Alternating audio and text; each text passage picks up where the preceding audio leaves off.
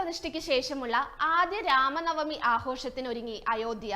വലിയ രീതിയിലുള്ള തയ്യാറെടുപ്പുകളാണ് രാമനവമിയോടനുബന്ധിച്ച് സംസ്ഥാനത്ത് നടന്നത്. മഹാവിഷ്ണുവിന്റെ 7ാം അവതാരമായ ശ്രീരാമന്റെ ജനനം ആഘോഷിക്കുന്ന ഉത്സവമാണ് രാമനവമി. ചൈത്രമാസത്തിന്റെ 9ാം ദിവസമാണ് ആഘോഷിക്കുന്നത്. ഭക്തർ ഏറെ പ്രതീക്ഷയോടെ കാത്തിരുന്നതായിരുന്നു രാംലല്ലയുടെ സൂര്യാഭിഷേക്. സൂര്യകിരണങ്ങൾ രാംലല്ലയുടെ നെറ്റിയിൽ 75 മില്ലിമീറ്റർ നീളത്തിലുള്ള തിലകമായിട്ടാണ് ഈ സമയം പതിക്കുന്നത്.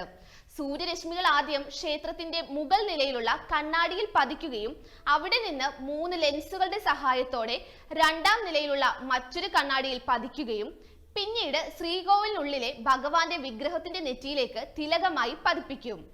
അത്യപൂർവ ദർശന പുണ്യം നേടാനായി നിരവധി ഭക്തരാണ് ഇവിടേക്ക് ഒഴുകിയെത്തിയത്.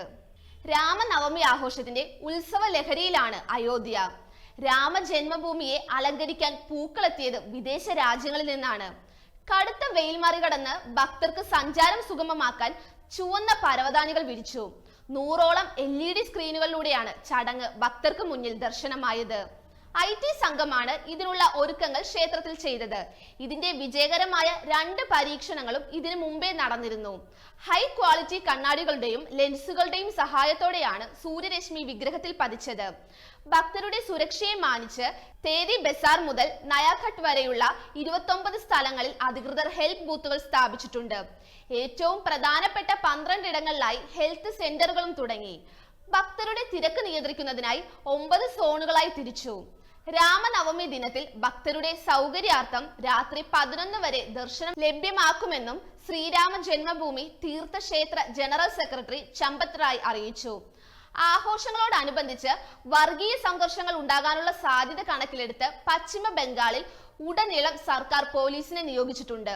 ലോക്സഭാ തിരഞ്ഞെടുപ്പും അടുത്ത കാലത്തായി രാമനവമി ആഘോഷങ്ങൾ രാഷ്ട്രീയ യുദ്ധക്കളമായി മാറുന്ന സാഹചര്യം കണക്കിലെടുത്തുമാണ് സർക്കാർ നടപടി.